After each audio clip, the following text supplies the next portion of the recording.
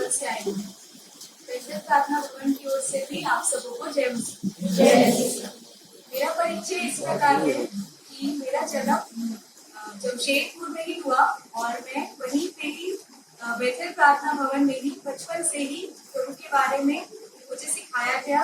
और जैसा कि रीति के अनुसार है, मेरा डेडिकेशन भी बेथेल प्रार्थना भवन में ही हुआ। और बचपन से ही कैसे मुझे मसीह में बढ़ना है, डे बाय डे मैंने सीखा।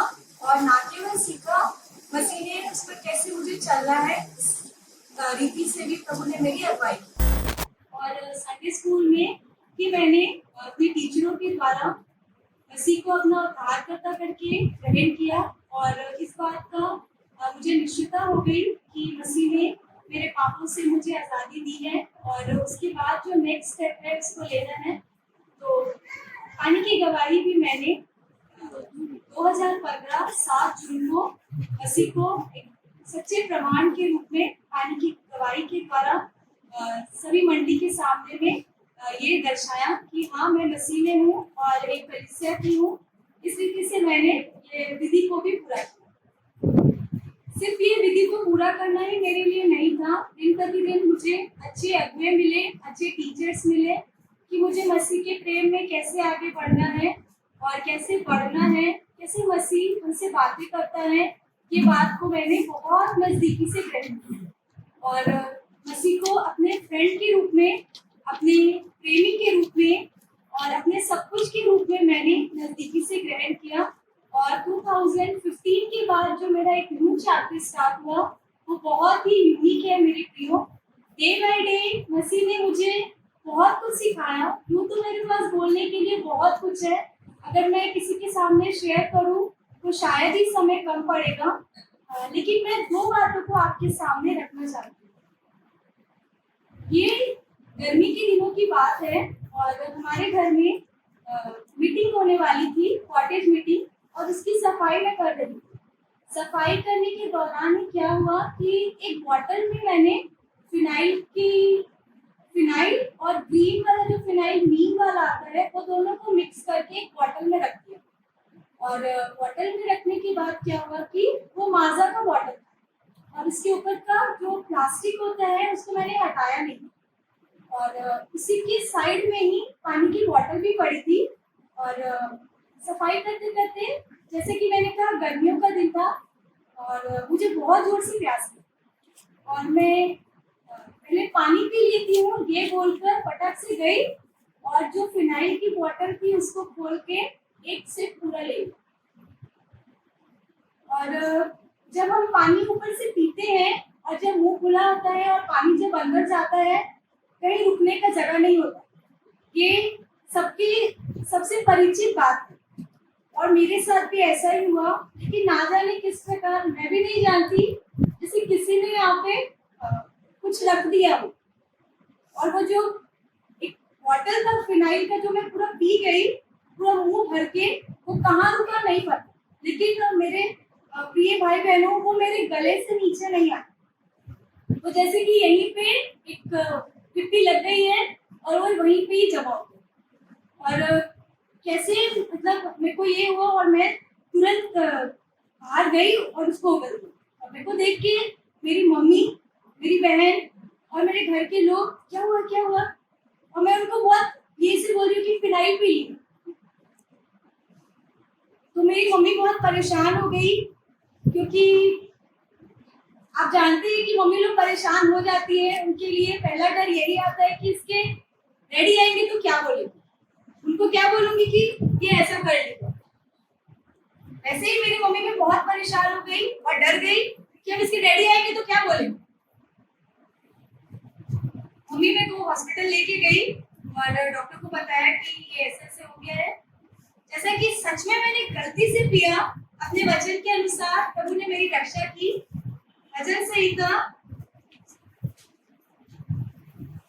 121 के 7 में लिखा है, यहोवा सारी विपत्ति से तेरी रक्षा करेगा, वह तेरे प्राण की रक्षा करेगा। सचमुच में मुझे लगता है कि अगर मैं मसीह को नहीं जानती, जिस बॉटल को मैंने गलती से पिया, शायद वो मेरे प्राण की हानि कर जाता। लेकिन जैसा कि मैं मसीह को जानती हूँ, मैं मसीह में ही आगे बढ़ी। शायद मसीह ने अपने हाथ को यहाँ पे रख दिया और वो जो चीज थी वो अंदर नहीं गई। यहाँ तक कि प्रियो, वो जो स्मेल होता है वो मेरे अंदर तक नहीं गया।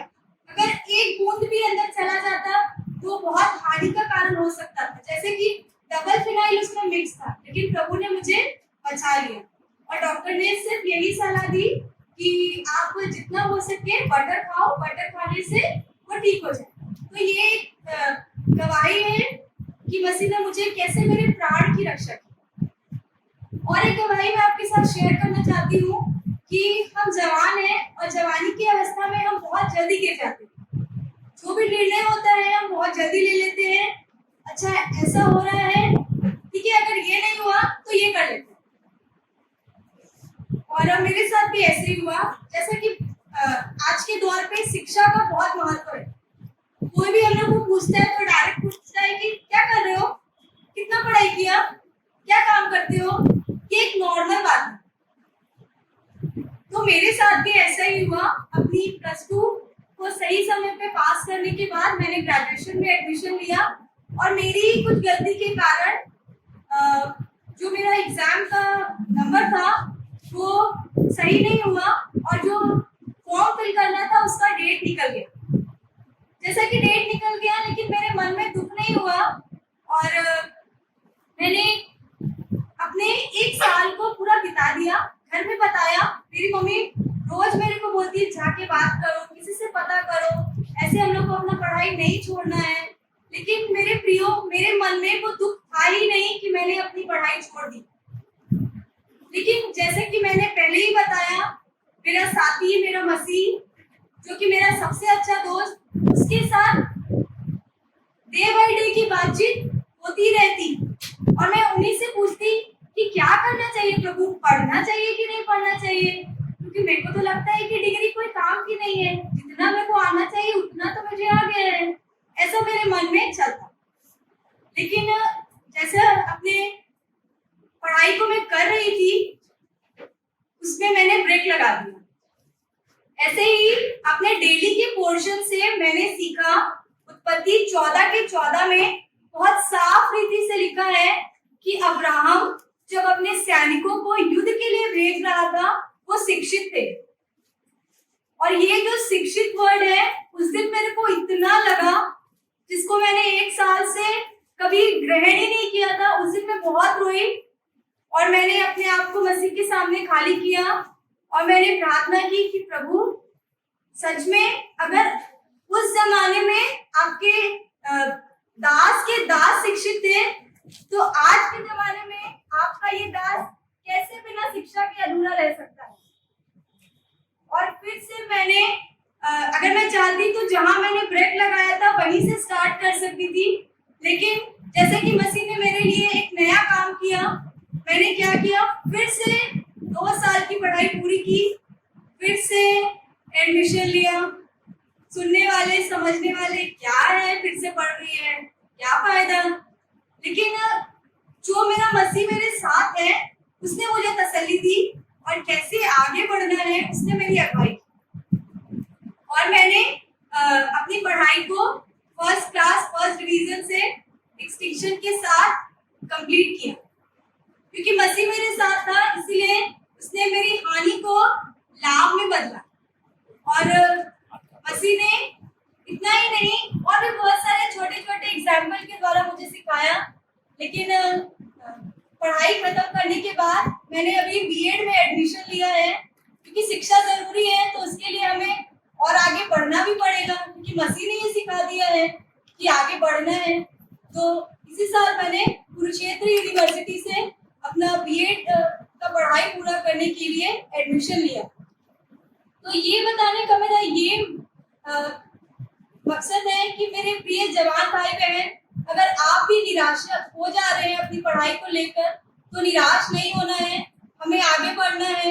क्योंकि मसीह जो हमारा सब कुछ है वो हमें कभी पीछे नहीं रखता। आज भी हमने सीखा कि अगर हम उसके साथ हैं तो वो हमें थोड़ा नहीं देगा, बहुत देगा और इतना देगा कि हमारे पास रखने के लिए जगह नहीं होगी। मैंने भी ये बात को सीखा तो मैं धन्यवाद देती हूँ अपने ऐसे टीचर्स के लिए, ऐसे अपने बड़ों के लिए, ऐसे मम्मी के लिए, ऐसी बहन के लिए जो मुझे मसीह के बारे में सिखाए। आप भी अगर मसीह के बारे में जानते हैं तो आप और आगे बढ़िए, मेरी ये प्रार्थना है। और अभी अपने ही मंडी में प्रभु ने मुझे संडे स्कूल की सेवा के लिए भी खड़ा किया है। तो ये मेरी छोटी सी गवाही है, आप मेरे लिए प्रार्थना करें ताकि मैं और अच्छी रीति से किस प्रकार मसीह की सेवा करना है, आत्माओं को बचाना है, इस लायक कार्य कर सकूं। और अपनी पढ़ाई को करते करते ही प्रभु ने मुझे एक स्कूल दिया, सेंट जोसेफ स्कूल, हमारे जमशेदपुर में ही है। वहाँ पे मैं कॉन्वेंट सिस्टर्स के साथ रहकर काम करती हूँ और प्रभु ने मुझे वहाँ भी एक गवाही के रूप में रखा है। सच में बड़ा स्थान केवल मसीह ही दिला सकता है। हम कितने ही छोटे क्यों ना हो, लेकिन अगर हम लोग मसीह में हैं तो मसीह हमारे लिए असंभव को संभव कर सकता है। तो सबको जय मसीह।